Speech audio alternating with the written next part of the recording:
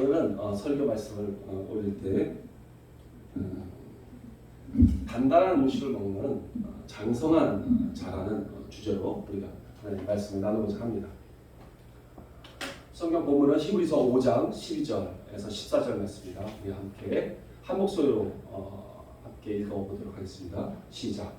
때가 오래 되었으므로 너희가 마땅히 선생이 되었을 때인데 너희가 다시 하나님의 말씀의 촉구에 대하여 누구에게서 가르침을 받아야 할 처지이니 단단한 음식은 못 먹고 젖이나 먹어야 할 자가 되었도다. 이는 젖을 먹는 자마다 어린아이니 의의 말씀을 경험하지 못한 자요 단단한 음식은 장성한 자의 것이니 그들은 지각을 사용함으로 연단을 받아 선악을 분별하는 자들이니라. 아멘.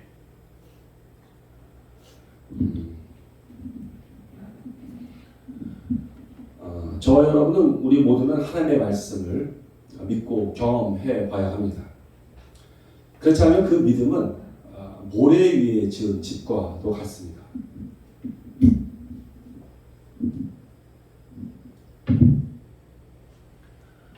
모래 위에 지은 집은 견고하지 못해서 금방 무너지고 말죠.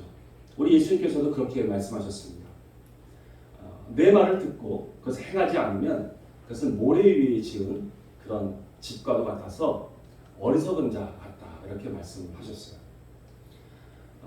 모래 위에 지은 집은 비바람이 불고 또 바람이 불고 창수가 치고 그렇게 흔들리게 되면 그 모래는 힘이 없어서 금방 흩어지고 맙니다. 그럼 그 위에 지었던 집들은 다 무너지고 말죠. 우리의 신앙생활도 그렇습니다. 우리가 하나님의 말씀을 그대로 행해보지 못한다면 우리의 신앙과 그 진리의 말씀들은 우리 가운데 다 무너지고 말 것입니다. 그렇게 좋았던 진리의 말씀이 나하고는 아무런 관계가 되지 않고 유익이 되지 않는다는 말씀이죠. 여기 성경에서는 젖만 먹고 있는 자들이 있다고 말씀하십니다. 지금 여러분은 과연 젖만 먹고 살 수 있습니까? 저도 몸이 다 컸고 그리고 이도 이제 단단한 이가 생겼는데 과연 젖을 먹고 살아갈 수 있을까요? 아마 그 젖을 먹으면 그 영양분이 충분하지 못해서 우리는 아마 살아가지 못할 것입니다. 이제는 아무런 이 젖은 맛도 없고 우리에게 영향이 되지 못합니다. 그건 아주 어렸을 때 필요한 공급원이었습니다. 우리 애들은 어려서부터 젖을 먹었습니다.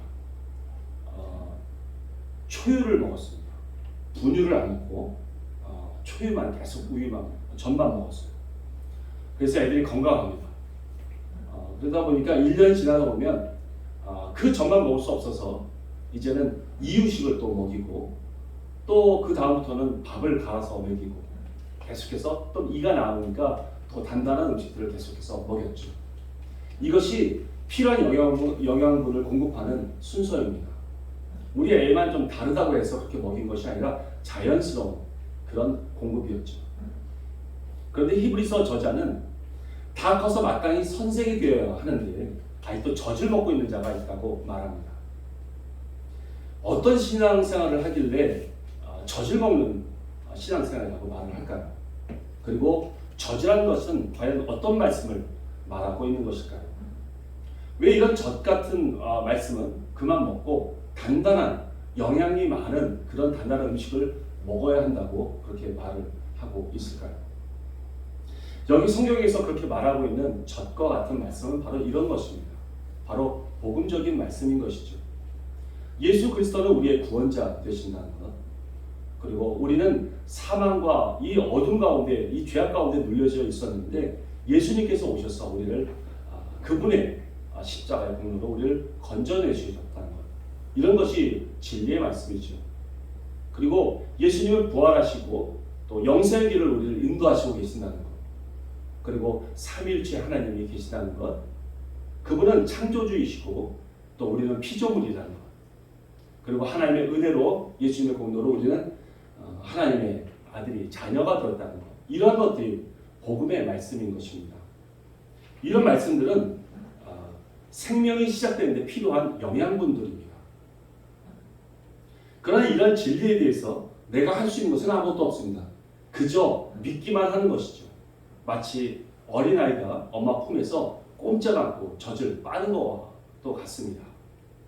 그러나 이런 말씀, 이런 복음의 말씀은 내가 어떻게 행동할 수 있는 것이 없습니다. 그저 믿기만 하는 것이죠. 이것이 바로 엄마 젖 같은 것을 계속 먹게 되는 것입니다. 그런데 이것으로만은 우리가 성장할 수 없습니다. 잘할 수 없어요. 이런 진리를 믿고 이 진리 가운데 하나님께서 우리에게 각자에게 하시는 그런 어떤 섭리 그리고 또 돌보심을 우리 경험해 봐야 하는 것입니다.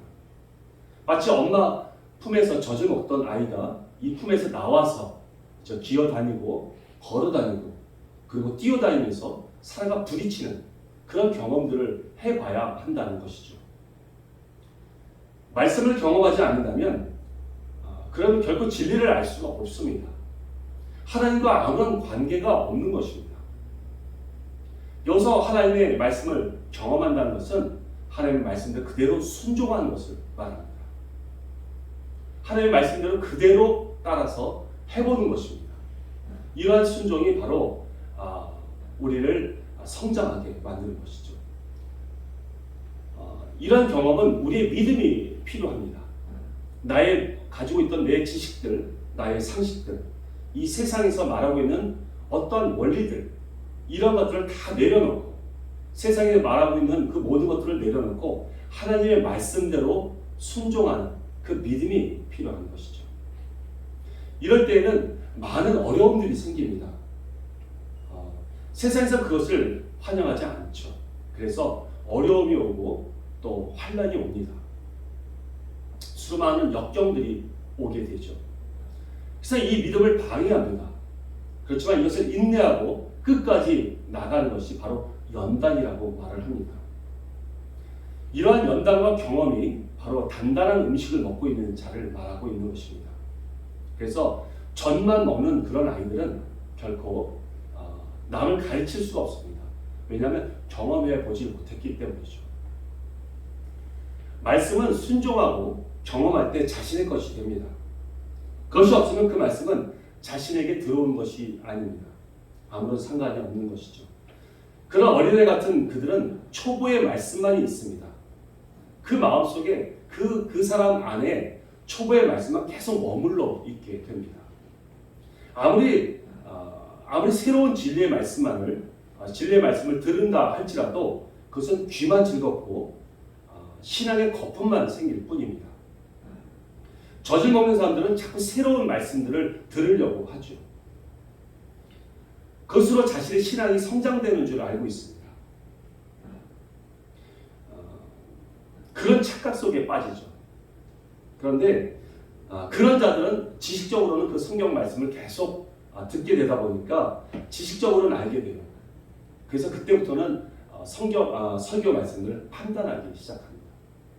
누구의 말씀은 참 잘한다. 어떤 말씀은 참 못한다. 어눌하다. 이렇게 판단하려고 하죠. 그래서 화려한 언변의 설교를 좋아합니다. 그래서 유명하다는 교회를 찾아가게 되고요. 유명하다는 설교자의 말씀을 들으려고 합니다. 듣기 좋은 말들이기 때문에 그렇습니다. 그래서 요즘의 설교들은 인문학적인 설교들을 많이 합니다. 사람에 관계된 그런 얘기들을 많이 하죠. 듣기 굉장히 편해서 그렇습니다. 그러나 설교가 화려하다고 좋은 것이 아닙니다. 듣기 좋다고 해서 좋은 것이 아닙니다.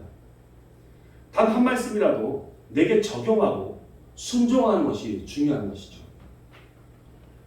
바울도 사람들 앞에서 화려한 설교자가 아니었습니다. 그는 어눌하다고 그렇게 말을 했어요. 성경에 보면 그의 편지는 정말 무게가 있고 또 힘이 있다고 말을 합니다. 그러나 그는 사람 앞에서는 정말 약하고 말도 시원하지 않다라고 말을 했습니다. 그렇지만 그 바울은 오직 복음을 전했고 그 말씀대로 그대로 순종하기를 권면하고 행동하기를 바라는 그런 설교를 한 것입니다. 화려한 설교를 듣고 대형교회에 출석하는 것이 자신의 신앙이라고 또 자신의 믿음이라고 알고 있어서는 안 됩니다. 그런 자는 계속해서 듣기만 하고 가르침만 받아야 할 자들인 것입니다. 말씀을 경험해 보지 못했기 때문이죠. 지금도 말씀만 들으려고 교회 출석하는 것이 올바른 신앙생활이라고 생각하는 성도들이 많이 있는 것 같습니다. 정말 이것이 우리 한국교회의 정말 현실이고 위기인 것입니다. 말씀 따로 그리고 신앙생활이 따로인 그러한 삶인 것이죠. 이런 어린애 같은 신앙생활로 해서 신앙이 멈춰버린 그런 자들이 얼마나 많습니까? 그런 나라들이 얼마나 많습니까? 그래서 복음을 잃어버린 나라들이 많습니다. 그냥 하나님의 말씀을 듣는 것이 내 신앙생활이라고 생각을 합니다. 여러분, 그런 말씀만 듣는 신앙생활은 절대로 신앙생활이 아닙니다. 그 말씀들은, 하나님의 말씀은 사단도 알아요. 귀신도 압니다. 그러나 그것을 내게 적용하지 않았을 때는 하나님과 아무런 관계가 없는 것입니다. 지금 이런 복음을 잃어버린 나라들이 많습니다. 유럽이 그러합니다. 이제 유럽은 이슬람 국가가 되어버렸어요. 이슬람 종교가 되어버렸습니다. 미국도 그러합니다. 이제 순수한 복음이 점점 사라지고 있어요. 이제는 우리나라가 그러한 것 같습니다. 정말 어린아이같이 젖만 먹는 이런 신앙생활에서 벗어나서, 그런 생활에서 만족하는 그런 신앙생활에서 벗어나서 말씀을 경험하고 또 장성하게 자라는 신앙생활이 되어야 할 것입니다. 여러분, 꽃의 수명을 연장하려면 꽃의 줄기를 잘라낼 때 이렇게 일직선으로 잘라내는 것이 아니라 대각선으로 잘라야 한다고 말합니다. 그래야지 물을 잘 빨아들이고 그리고 또 아름다운 꽃을 오랫동안 볼 수 있다고 말합니다. 또한 병에 약한 그런 꽃나무들은 줄기를 자를 때 대각선으로 자르고 또 때로는 불로써 태운다고 합니다. 그래야지 물을 빨아들이는 힘이 강해지고 또 부패를 막기 때문에 그렇다고 하죠.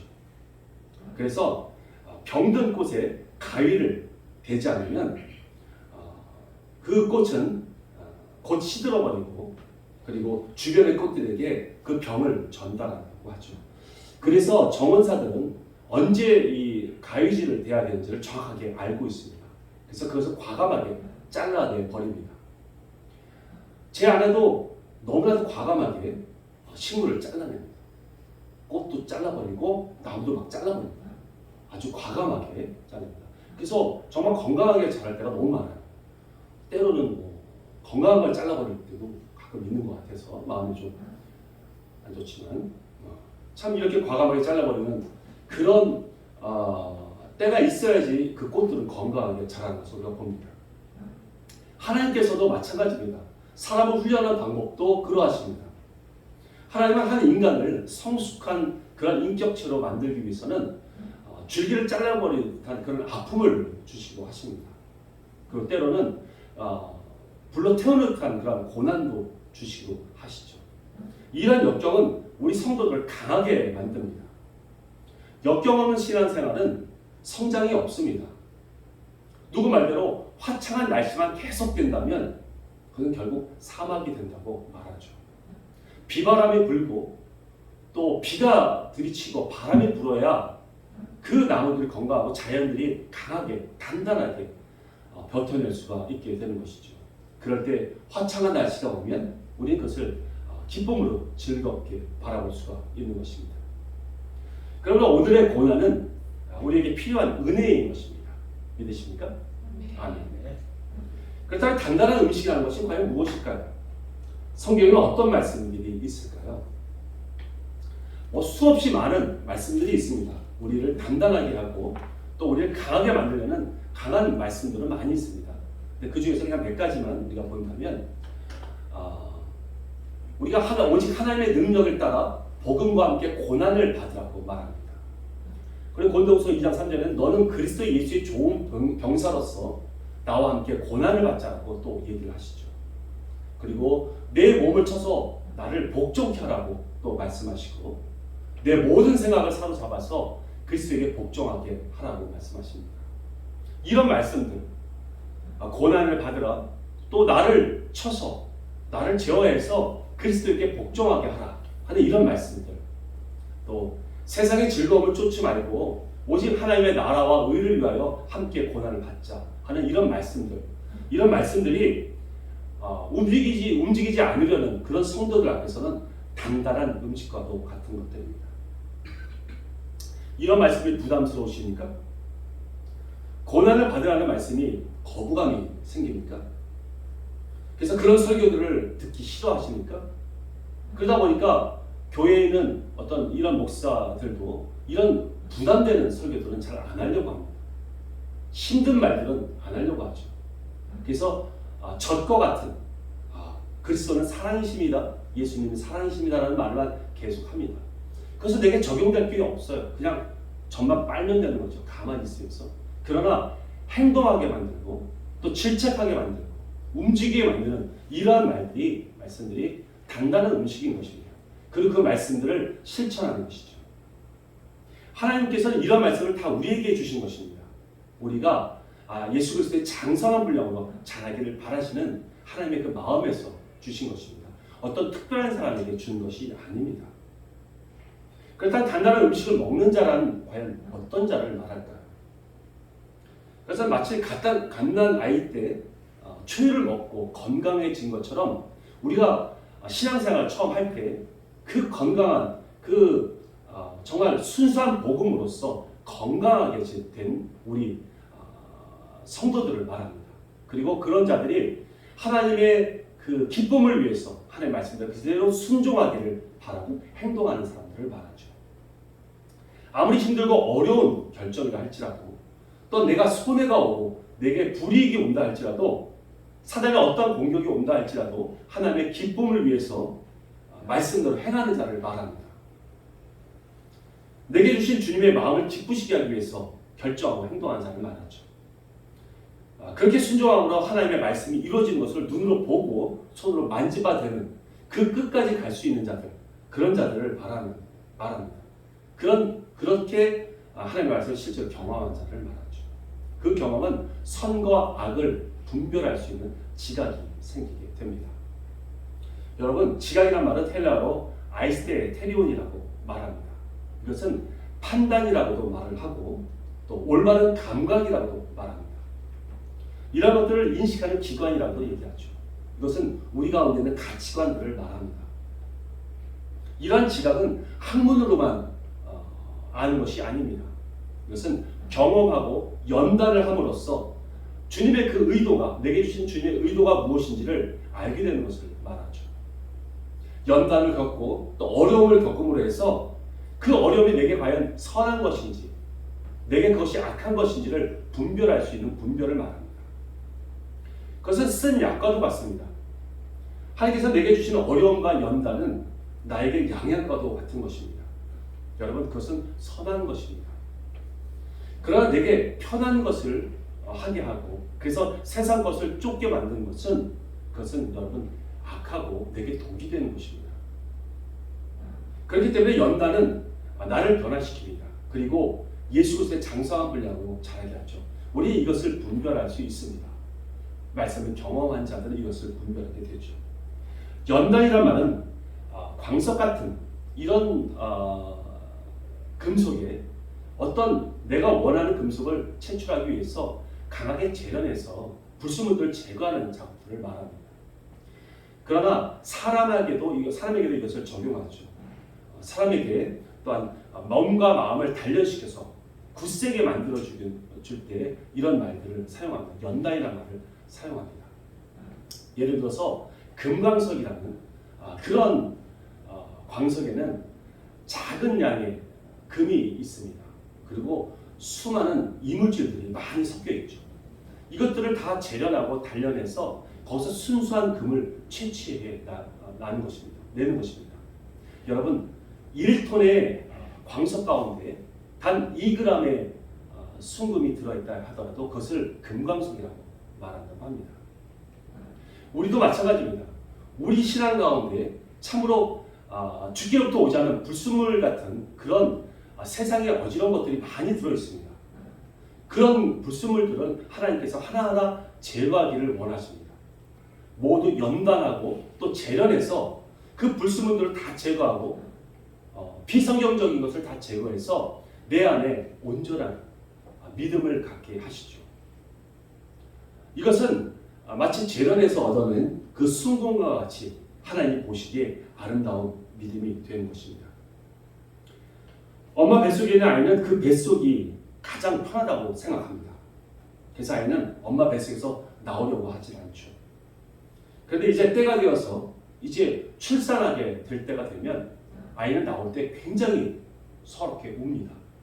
왜냐하면 왜 날 이 좋은 곳에서 나를 벗어나게 하느냐, 나를 왜 내쫓았느냐 라고 하면서 서럽게 온다고 합니다.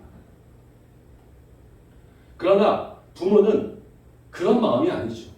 그 아이가 건강하게 나와서 함께 자라서 함께 맛있는 것도 먹고 즐거운 일도 같이 하면서 아빠와 부모와 함께 즐겁게 지내기를 바라는 마음에서 기대하고 맞이하고 있는 것입니다. 근데 아이는 그것을 잘 모르죠. 그저 태 속에 그냥 머물러 있기를 바라고 있는 것입니다. 우리의 신앙도 마찬가지입니다. 그저 지금의 신앙에 머무르려고 합니다. 신앙의 성숙을 위한 고난은 안 받으려고 합니다. 두려워합니다. 그리고 지금은 평안한 신앙생활을 함으로 해서도 성숙할 수 있다고 말을 합니다. 그리고 그 자리에 있으려고 하죠. 여러분, 이것은 사단의 생각입니다. 온전히 자라지 못하도록 우리의 생각에 거짓 메시지를 집어넣고 있는 것입니다. 주님의 말씀을 경험해 본 자들은 이러한 거짓된 유혹들을 분별할 수 있습니다. 경험해 봤기 때문에 그렇죠.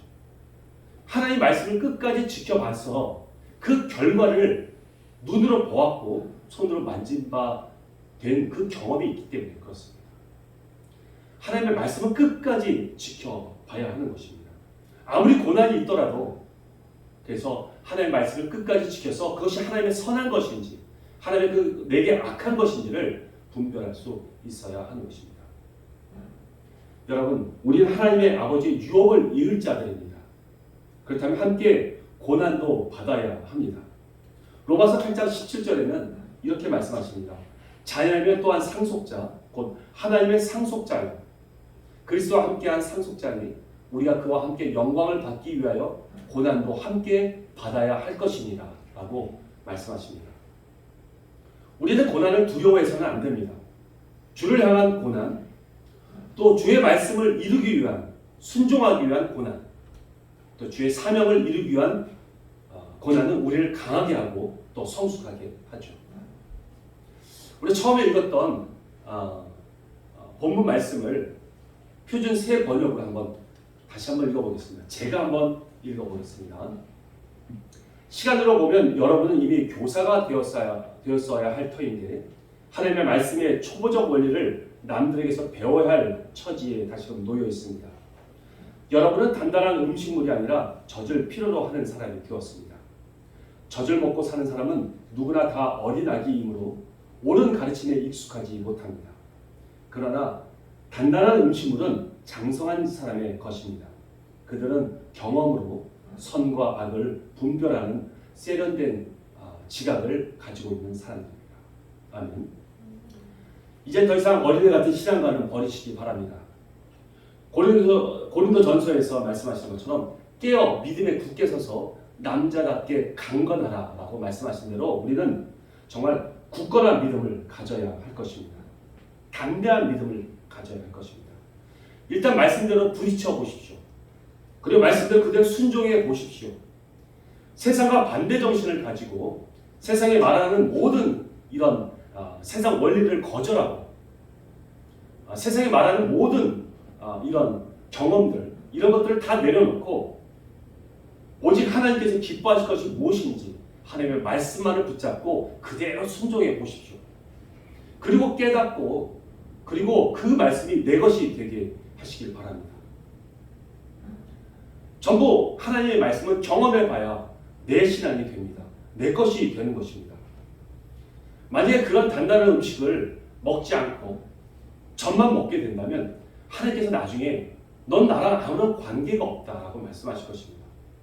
왜냐하면 야다라는 그런 관계는 하나님과 경험을 해보는 그런 경험이기 때문에 그렇습니다. 그렇기 때문에 예수님은 그런 자들에게 젖만 먹고 아무런 행동하지 않았던 자들에게 내가 너를 정녕 알지 못한다. 불의를 행하는 자야 나에게서 떠나가라라고 말씀하시는 것입니다. 여러분, 우리가 단순히 복음을 안다고 해서 이것이 믿음이고 이것이 구원받는 거라고 생각하지 마십시오. 그것은 귀신도 믿고 떱니다. 사단도 압니다. 예수님이 하나님의 아들이라는 것을 사단도 알아서 제일 먼저 유혹했죠. 우리는 그것을 믿음이라고 생각해서는 안 됩니다. 이제 우리는 하나님을 실제로 겪어보고 만나보고 그리고 생활해보고 또 함께 어려움을 같이 고난을 겪어봄으로 해서 그렇게 만나본 하나님을 내 주변에 있는 사람들에게 증거해야 합니다. 소개해야 합니다. 그래서 그런 자들에게 다시금 복음과 신앙을 가르쳐주고 제자를 삶아줄 수 있는, 제자 삼아줄 수 있는 그러한 장성한 자가 다 되시기를 예수님의 이름으로 축원드립니다. 아멘. 기도하겠습니다. 하나님 아버지 감사합니다. 저희들 이제 하나님의 말씀을 그저 듣는 데만 만족하고 듣는 것이 마치 올바른 신앙인 것처럼 착각하는 그 착각에서 벗어나겠습니다. 이제 하나님의 말씀은 내가 행동으로 행동해보고 실제 겪어봄으로 해서 단단한 반석 위에 세운 내 신앙이 될 수 있도록 하나님 신앙생활을 하겠습니다. 주님 은혜를 베풀어 주셔서 하나님 언제나 주님의 말씀이 하나하나가 전부 다 내가 경험해봐서 내 것이 될 수 있는 그런 신앙생활을 할 수 있는 저희 모두가 되게 하여 주옵소서. 감사드리며 예수님의 이름으로 기도 올려옵나이다. 아멘. 이제 헌금을 하나님